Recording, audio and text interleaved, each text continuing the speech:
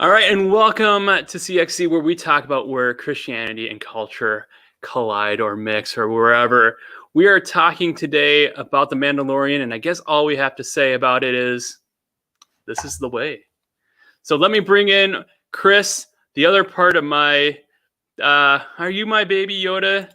To me, the Mando, who knows? I will speak, though, I should clarify. Unlike You Baby should Yoda, speak. You can, and you will look around more than when I just say your name, hopefully.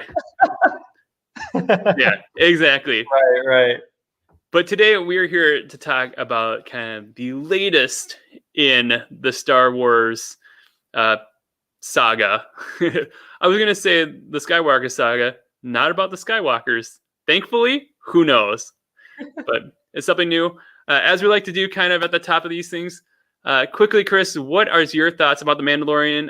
By the way, for everybody just kind of with us, we are right now in real time, not all the way through season 2. We are partway through season 2, and we're going to talk about all of season 1 and to the parts of season 2 we are at. So just a little heads up there. If you have never seen it, then just a little warning. So The Mandalorian through 16 episodes or 14 episodes. What do you think? We're through episode 6, right? So we have not seen Sebastian Stan show up as Luke Skywalker in the finale yet or anything, just to clarify. No, okay, so we have not seen, we don't know the future yet with any of that. We don't know the future yet. Right. I mean, like the rest of the world, I mean, I love this show. I love the callbacks to some of the things in old school Star Wars, from the puppetry to kind of the space Western feel. I think Mando is a great character. I think Din Djarin's chemistry with Baby Yoda is wonderful and adorable and heartwarming. And, I truly, it's such a great character-driven show. It's great to see them go off on adventures. And I love kind of the X-Files feel to it, that you have a mixture of episodes that build on the story, kind of the lore, sort of like think like how X-Files had those episodes that built on the kind of theme of government conspiracy and aliens and such, but there's also the Monster of the Week episodes. I enjoy that with this as well, that, you have so many episodes that build towards a story and sometimes tie in, but also ones that are really like clearly part of the story. How about you? Yeah. I think it's great. I think, when I look back at my kind of relationship with Star Wars, I grew up in a time where I don't remember a time not seeing kind of the original trilogy. And then when I was in high school, they re-released going into the prequels, which was the prequels, we can say that. And even, going into the latest trilogy now, there was ups and downs in it. I will say in some of my favorite parts of the original trilogy were not the Star Walker series things and in the last 10, 15 years. So it'd be like the Rogue Ones and things like that, which are just different outside the main story, where I feel like the creators have been able to stretch their legs a little bit on things. And so I would put The Mandalorian there, meaning I really enjoy where they've been able to take the Mandalorian culture. We are going to be kind of discussing this. And when we say like the Mandalorian culture or Mando, I think hopefully people catch on that we're talking about the one character as Mando, and maybe the Mandalorians as the greater people group, let's call it. The Creed. Creed. Yeah, Creed. Great. Perfect. So I've liked how they've been able to take that, and there's been interesting takes on it, besides just Boba Fett, who got thrown into a pit. And then we didn't hear much more cinematically for many years later. But let's just say recently he got his due back, which is great. Boba's back, baby. He's back. So did you say due back? They missed that. Was well, no. He got his due as kind of a sad ending originally. Right. No, I thought you said due back, because I was thinking like the due back's the. Oh no. Yeah. I'm sorry. Super nerdy on the bit. Yeah. Exactly. So I agree. I very much liked it.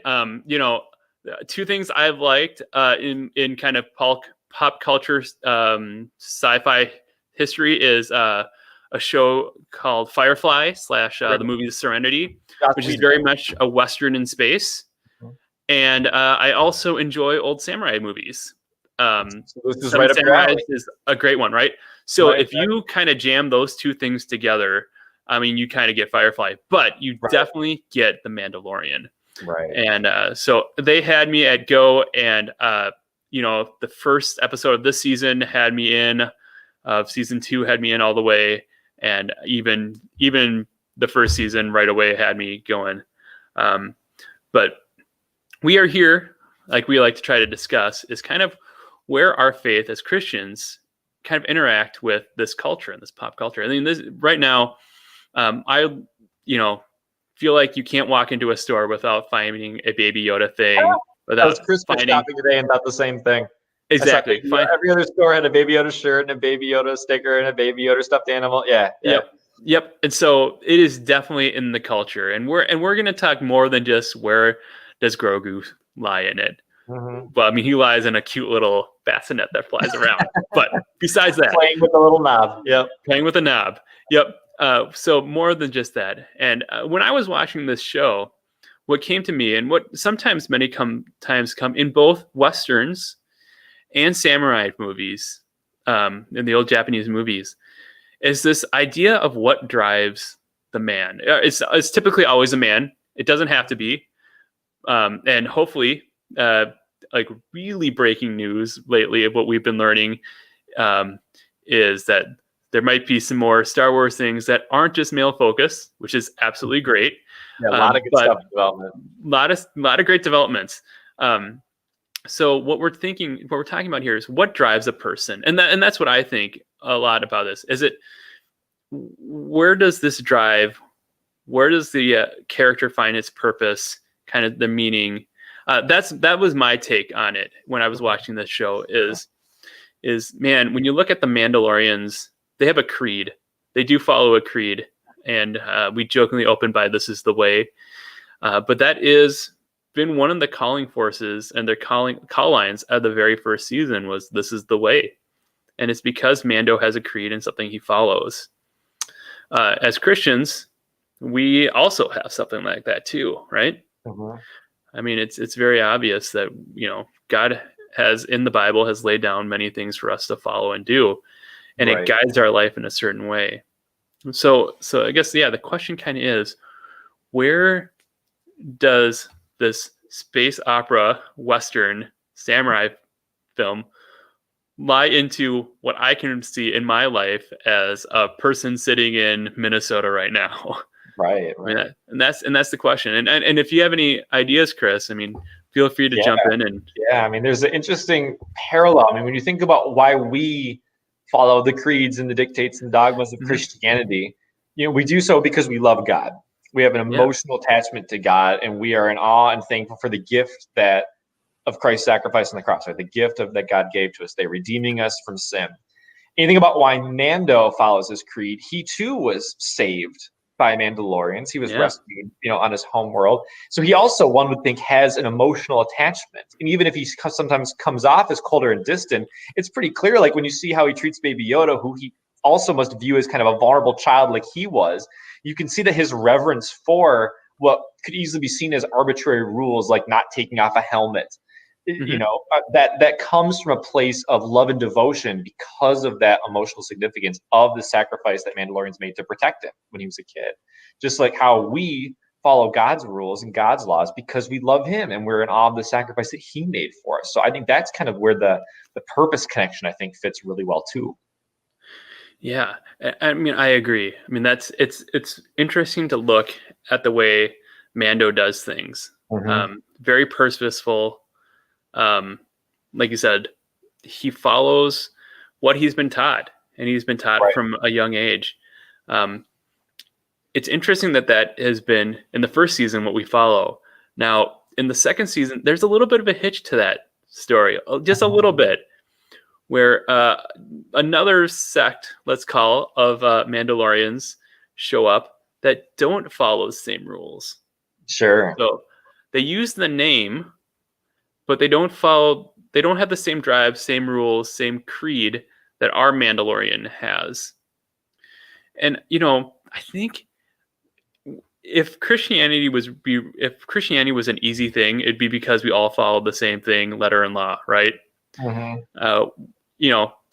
Even in the first season of Mandalorian, we see in his little group that not everybody agrees.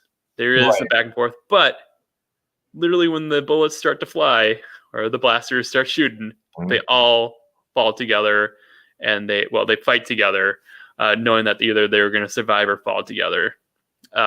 Where in the second season, we find out there might be a little twist to that, where when we think Mandalorians, maybe we have been described as one way and only one way, and there's maybe a reality a little bit larger. Sure. So as we look at Creed, this is a little bit more difficult question. And to be fair, sometimes we prep each other on some of these things. And this is one I didn't bring up with Chris beforehand. But so I'm kind of throwing this on him. But I'm getting a position here. I'm getting excited. Yeah. So as Christians, not sure what this was, but I'm still doing it. Yeah, as you do the mime.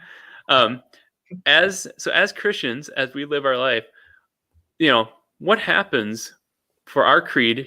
Chris and I go to the same church, and we have pretty much same. We have very similar beliefs in that way.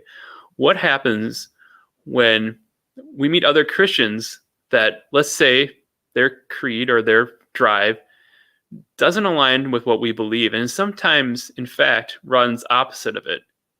I mean, it's an interesting point that comes up. Now, in The Mandalorian, in the show, they're able to kind of put it aside for the time they're together, because they realized the common fight that they had. Yeah, the common purpose that they all serve, right? Yep. They had a common purpose. In fact, they had a common goal. Mm-hmm. The outcome of that goal and what it meant was going to be different. Same thing with us in life. So, like I said, I'm kind of springing this on Chris, so we're going to see how well he can do. Maybe use that lawyer brain a little bit. Maybe go back into litigation mode. But in your mind, Chris, what happens? Yeah, and I hope exactly. Yeah, keep going. What happens when we meet Christians that are running opposite of what we believe, but use the same kind of moniker that we do? In the show it'd be Mandalorians, and for us it's saying that we're Christians. Well, it's a great question. If you think about when he does interact with different Mandalorians, the first instance, when you meet Christians who are sometimes disagree with you, sometimes have different thoughts on things, but still consider themselves Christians. To your point, when that happens in the first season, when the chips are down, they all band together. And that's where I kind of think sometimes the church is at its best when our backs are against the wall. I think about like the early Christian church growing like wildfire in the face of Roman persecution. Yes, there were internal disputes and debates within the church, but they were all united in desire to serve God and spread the word, even as they were being persecuted by the Roman government. Yeah. And in the second season, to your point, it's a little bit of a greater difference. And it's a little bit difficult to answer the question because we don't quite yet know how that other sect of Mandalorians fits in with Mando sect. Mm-hmm. But there's at least one part of it which I think is all sides. At least this is what I think Mando does. You could argue that maybe Bo-Katan doesn't do this as well, but keeping an open mind and learning from other Christians, kind of recognizing that God's truth can come from other believers, that you and I have deep conversations on faith where, I can personally say I've learned a ton from you. There have been times where we've had a conversation on things and you've convicted me in a good way. I realized, oh my gosh, I was kind of thinking this, but Fransky pointed this out. Yeah, I think he was right on that. Or at least kind of made me kind of reconsider where I was at on something. So I think there's an element of that where when you do meet Christians who disagree with you, it's a good time to reflect and see if God's going to use them to speak through, to you in some ways.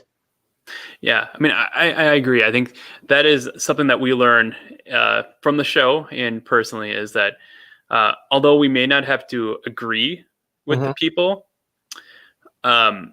closed-mindedness really gets us nowhere a lot of times. Just being stubborn. Yeah, it's just being stubborn. And, in general, there's an understanding a lot of times that we may not agree, but we don't have to win in the argument. Right. And that may be something that's a little bit lost nowadays.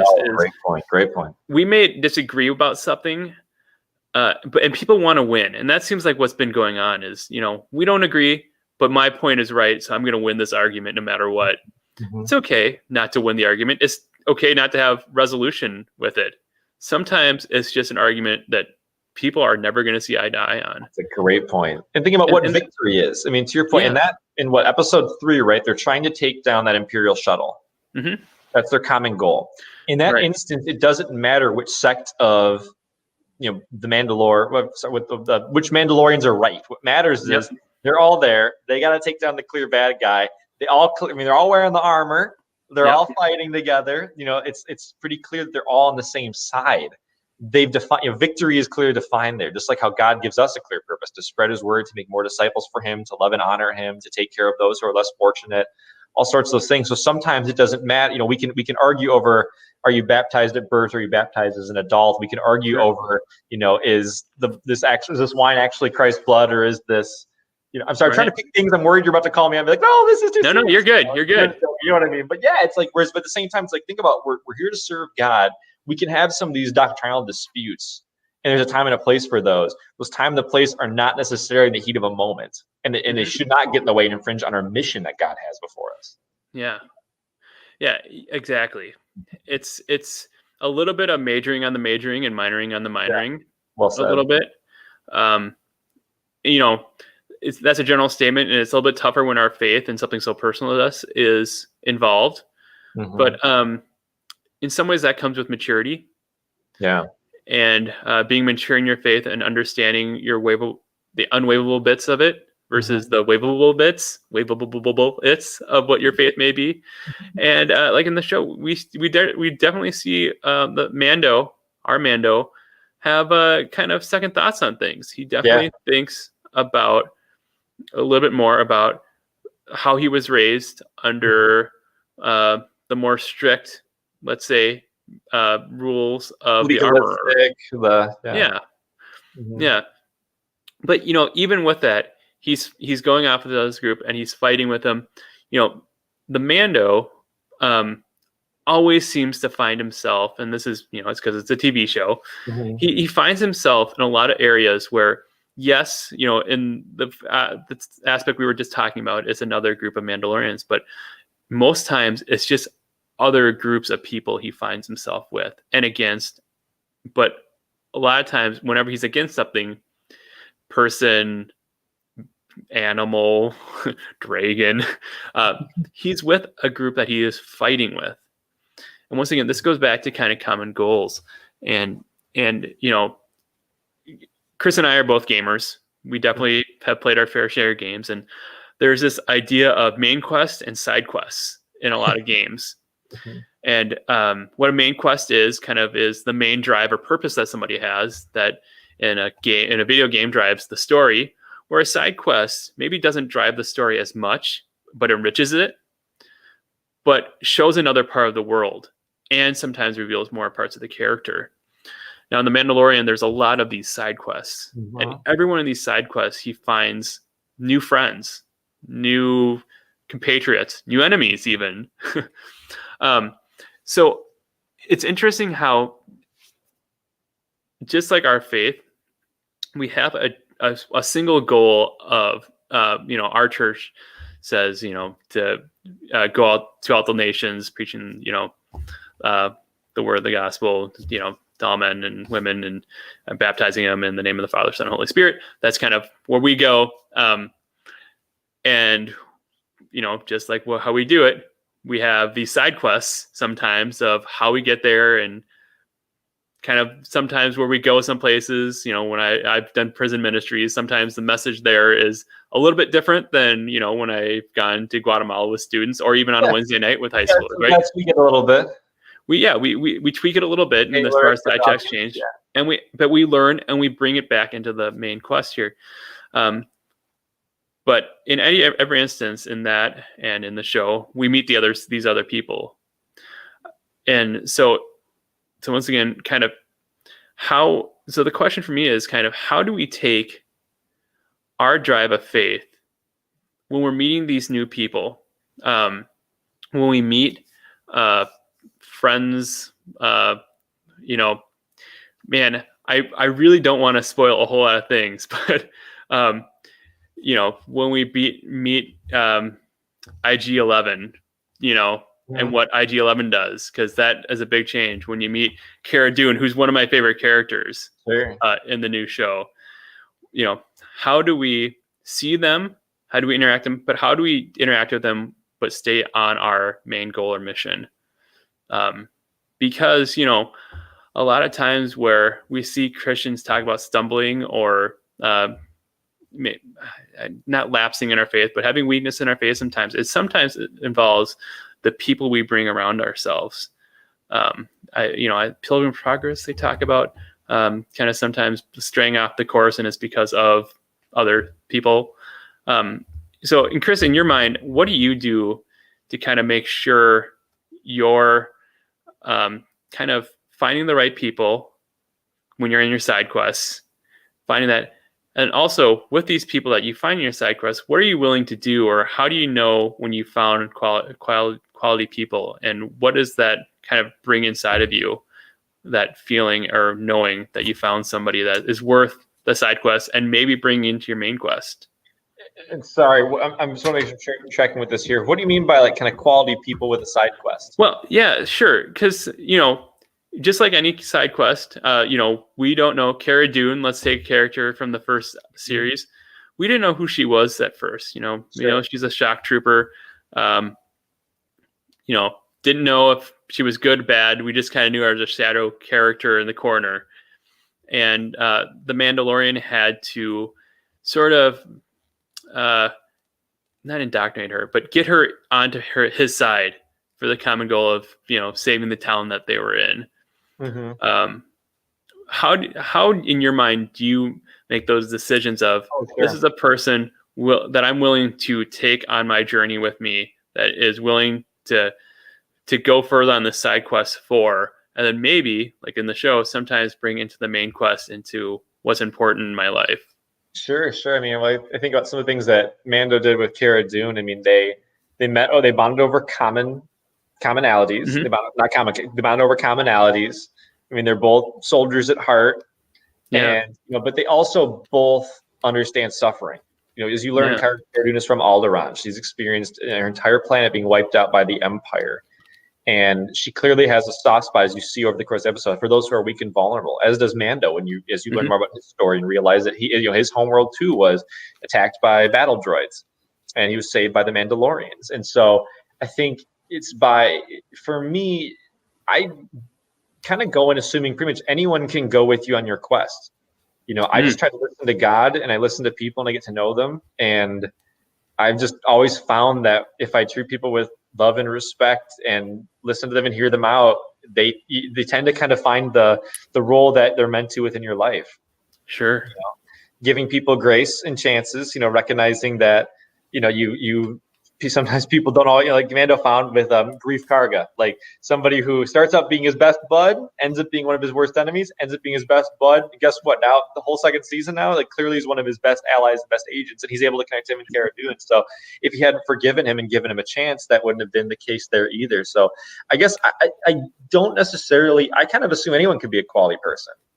And I give people a chance and listen them out. And then I find that as people will demonstrate their character to you over time as you listen to them and as you give them, opportunities to display who they are. And then, as you go on your adventures and your quests, I think you'll be able to assess where those people are and fit them in the right place. Yeah. I mean, and I think a big part of what you're talking about is getting to know somebody. Mm-hmm. A lot of times,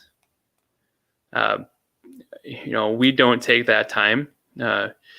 Recently in a group I was with, we did a bit about biblical justice. Sure. And a lot of what sometimes biblical justice boils down to is to understand the injustice in somebody's life, biblical injustice in somebody's life, is getting to know them so we can see it.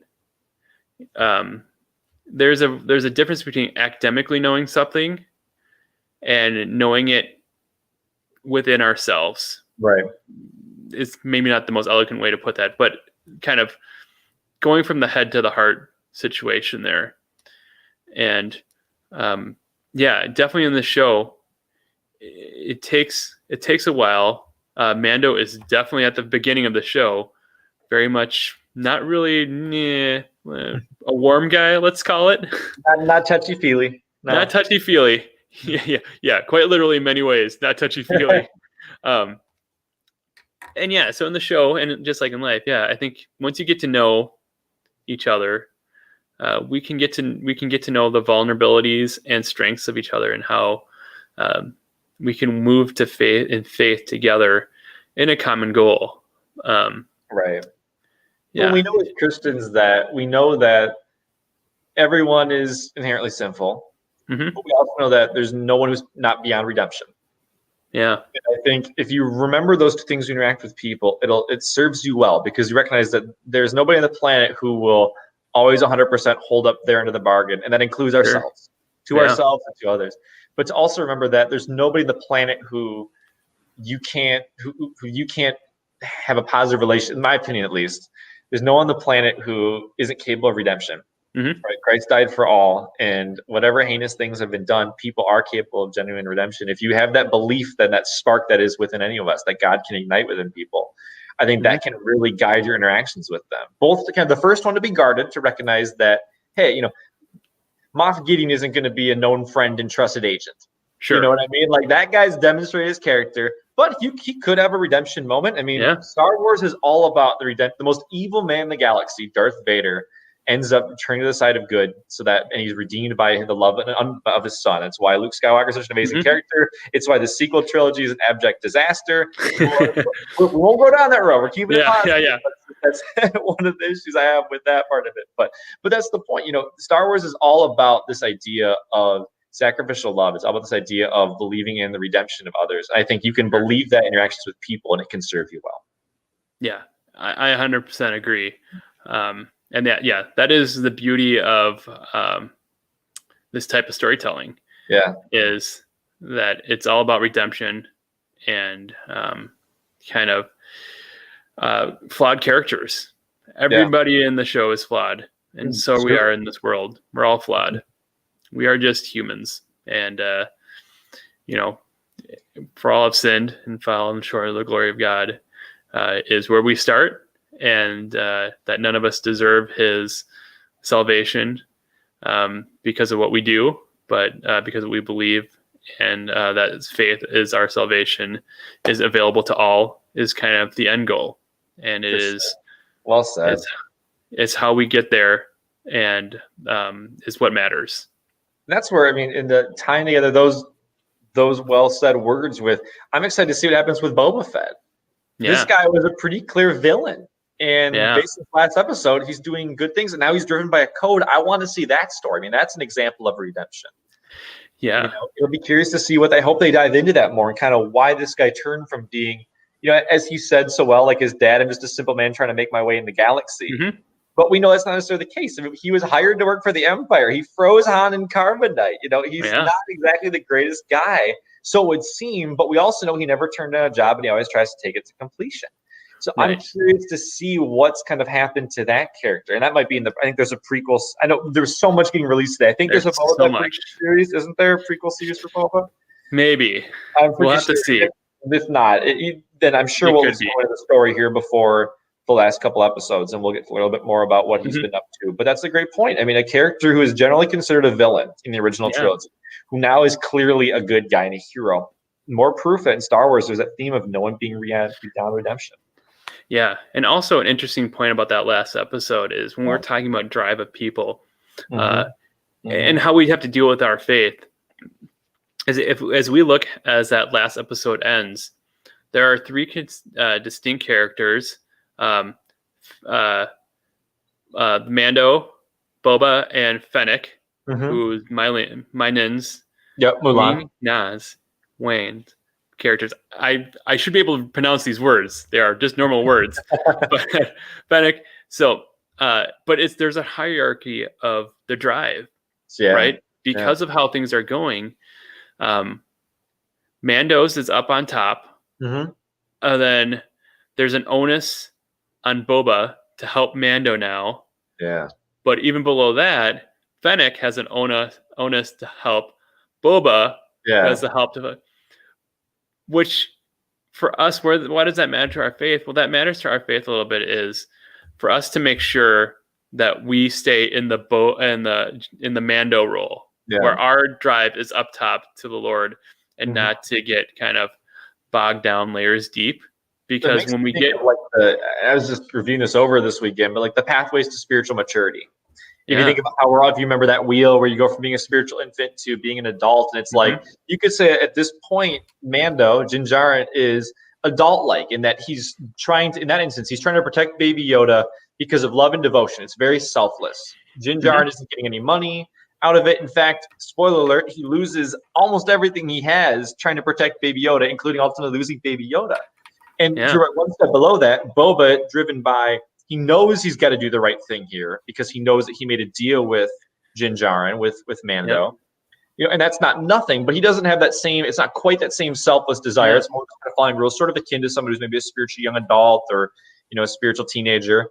And then to your point, Fennec in that example is she just, at least as far as we know so far, is just doing because she has to. She just has, she feels indebted. She's indebted to Boba. So in that sense, she sort of is someone who's like the kid who, hey, you know, little kid who's just going to church because their parents go to church. Sure. Not yet developing that, but as she meets the charm of Baby Yoda, and maybe can see what Baby Yoda can do, she'll maybe develop into something more there as well. Yeah. Well, Boba, I'm sure Boba will too. Yeah. Hopefully. Hopefully, and they get to stick around some more. Because I think either way we look at it, I think Chris and I are both big fans of what's going on in this show. Oh yeah. I